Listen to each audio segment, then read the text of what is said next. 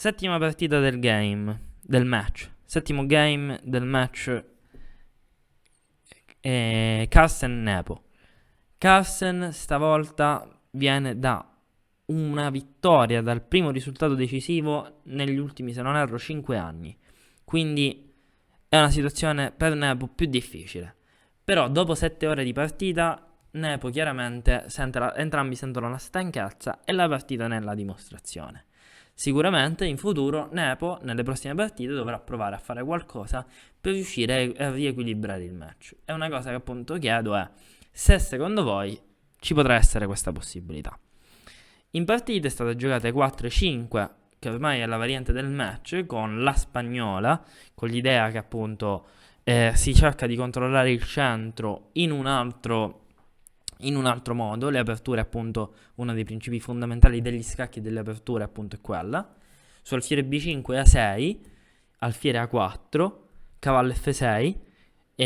A rocco corto, una cosa da attenzionare è il discorso del centro, non prendere pedoni in modo avventato, ma qui si può rientrare in una variante che è la cosiddetta variante difesa berlinese. Alfiere 7, quindi in realtà ora c'è una minaccia diretta di prendere il pedone in E4 perché non c'è più il problema del re al centro della scacchiera. Torre 1, B5. B5, alfiere B3, arrocco. Fin qui tutto normale e fin qui tutto simile alle partite che erano state precedentemente giocate. Ora, nella prima partita del match, se non erro, è stata giocata la variante con H3 e si chiama sono sistemi anti-Marshall. L'attacco Marshall è l'attacco che viene giocato con D5 ed è molto interessante. E quindi Nepo, siccome vorrebbe provare a evitare questo tipo di variante, sta provando a giocare dei sistemi simili. Con la variante con H3 potete recuperare il video. La partita è andata molto bene per quanto riguarda Carlsen, nonostante non abbia portato il risultato a casa, ha portato un'ottima posizione in cui aveva sicuramente più gioco dell'avversario. Nelle altre partite Nepo ha provato a giocare la variante con A4 e Carlsen prima ha optato per alfiere B7, non con grandi risultati, dando al nero una posizione con grandi chance, e quindi successivamente ha optato per torre B8, già giocata in partita 5. Dopo presa H3 D6, l'idea appunto è sempre provare a controllare il centro e lottare per un discorso di struttura pedonale che è fondamentale tenere, soprattutto in una posizione del genere in cui si va a giocare più da un punto di vista posizionale che da un punto di vista di gioco tattico, perché qui bisogna manovrare con i pezzi. Col centro cosiddetto statico dovete essere bravi a manovrare con i pezzi, a fare delle manovre che possano portare ad avere posizioni in cui successivamente attaccare. E qui vi ripeto una frase molto importante per me, ossia la tattica al servizio della strategia. Qui bisogna cercare di manovrare con i pezzi. Da un punto di vista sempre della variante, quindi Nepo può andare a optare per giocare C3 e poi provare a giocare D4, come è stato giocato in partita 5, ma il controgioco dal punto di vista dell'avversario sarà provare a giocare B4 e provare ad aprire la colonna di questa torre. Non gioca la torre, la cerchiamo di fare giocare con B4 e di rompere la struttura pedonale dell'avversario. Bene, gioca a D3 e ha l'idea a questo punto di sviluppare il cavallo in C3, quindi di non muovere il pedone in C3 e fare D4, ma di giocare cavallo C3 e cavallo D5 e sfruttare una casa debole. Un'altra idea potrebbe essere quella di mettere l'alfiere in G5 per cambiarlo in H6, perciò Carlsen gioca H6, cavallo C3, torre 8. Continuano a sviluppare i pezzi normalmente. Cavallo D5, la presa in D5 non sarebbe buona perché il cavallo rimarrebbe senza case. Questi 3 pezzi sarebbero sicuramente brutti e in più il bianco avrebbe chance dal punto di vista delle caselle bianche, che sono più deboli, soprattutto la casella C6, e dal punto di vista del centro, giocando D4 e attivando il cavallo, di avere un'ottima posizione. Per questo gioca alfiere F8, su alfiere F8 viene giocata cavallo per, perché a questo punto il nero minaccia di catturare e di rimettere il cavallo in E7. You're gonna see me shine, shine, shine, shine. Walking on beams of light, light, light, light, light.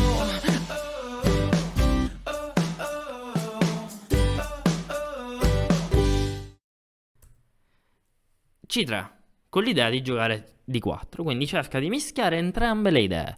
Possiamo vedere qualcosa di simile, anche vi sarà capitato, nel gioco pianissimo. Cavallo E7, con l'idea di riposizionare il cavallo, il pezzo non gioca, quando un pezzo non gioca dobbiamo cercare di farlo giocare e di metterlo in G6 per andare anche in F4 e anche di sfruttare la spinta del pedone C e giocare C5 per controllare una possibile spinta del bianco in D4. Alfiere 3, alfiere 6, D4. Presa in D4, presa in D4, alfiere per il B3, donna per il B3. Cavallo G6. Qui ci sono diverse idee. In partita è stata messa una torre in C1, ma il discorso è quale torre potrebbe essere più forte in C1? Probabilmente la torre A. Perché la torre A? Perché sulla colonna A non sta giocando più. Quindi se un pezzo non gioca cerchiamo di farlo giocare e sicuramente in C1 gioca di più. Lui in partita Nepo ha giocato torre E1, C5, presa, prima di presa E5, perché il pedone E4 era in presa, donna F5, presa in C5, presa in C5, presa dall'alfiere in C5. Ci poteva essere l'idea di giocare cavallo F4, come mi è stato fatto notare nel commento, per giocare cavallo E2, che è sicuramente interessante, ma non va, perché si può difendere con mosse come donne 3, però comunque è un'idea sicuramente possibile. Ma a Carlsen va sicuramente bene la patta, non c'è bisogno di andare a forzare troppo questa posizione. Cavallo per E5, torre per C5, cavallo per E5, minacciando cavallo per F3, quindi costringendo al cambio in E5. Cambiano tutti i pezzi e dopo donna C3 e il cambio anche in C3, il finale si avvia verso la patta. In questo finale si può provare a tenere il pedone, ma non c'è tanto che fare, quindi il bianco cederà a questo pedone per avere quest'altro, ed è quello che è stato giocato. A questo punto questo finale di torri è un finale patto teorico, bisogna saperlo giocare però. E allora il mio consiglio qual è? Quando giocate questo tipo di finali state attenti a non muovere troppi pedoni, basta che li mettete in una posizione in cui sono protetti e che non fate attivare il re avversario cercando di bloccarlo attraverso le traverse, la posizione sarà eccezionale. Torre C1, re H2, hanno giocato un po' di mosse ed è stato questo che vi ho detto, è stato giocato in partita e fatto sta che hanno aspettato un po' di mosse per arrivare alla 40esima e fare patta, perché per fare patta bisognava aspettare che si arrivasse alla 40esima. Quindi questo è la spiegazione la sintesi della settima partita del campionato mondiale. Domani ci vediamo per l'8ª, grande ND3 che si è trecentizzato. Mi fa molto ridere questa cosa del 300. Comunque, perché gioca sempre 4? Perché sicuramente è una variante che gli è piaciuta, che è abbastanza interessante, sicuramente aveva preparato qualcosa in merito. Perché fare 3 mosse di alfiere in apertura? Perché sono delle mosse che danno delle conseguenze e quindi ok che io muovo l'alfiere, ma smuovo la struttura pedonale del nero, e muovere dei pedoni del nero sono dei pedoni che vanno a creare delle debolezze. Nepo e i suoi maledetti cavalli continuano a esserci, ma stavolta sono meno maledetti. E per il discorso di chess vi dico che non si può chiedere l'amicizia, ma si può seguire tipo Instagram. Quindi fate il segui e l'altro giocatore lo va a ricambiare. E allora ragazzi, io devo andare a giocare a calcetto. Quindi ora vi saluto.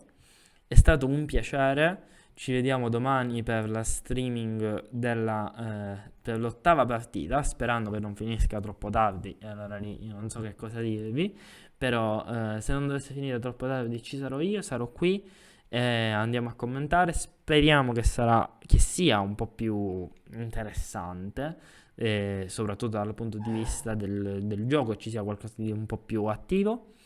Spero che sia stato tutto chiaro e di vostro gradimento, e vi auguro una piacevole serata. Buon sabato sera, grazie a voi per l'attenzione. E ora, per continuare, che cosa posso fare? Beh, innanzitutto ti consiglio di iscriverti al nostro canale in modo tale da non perderti le nuove video lezioni.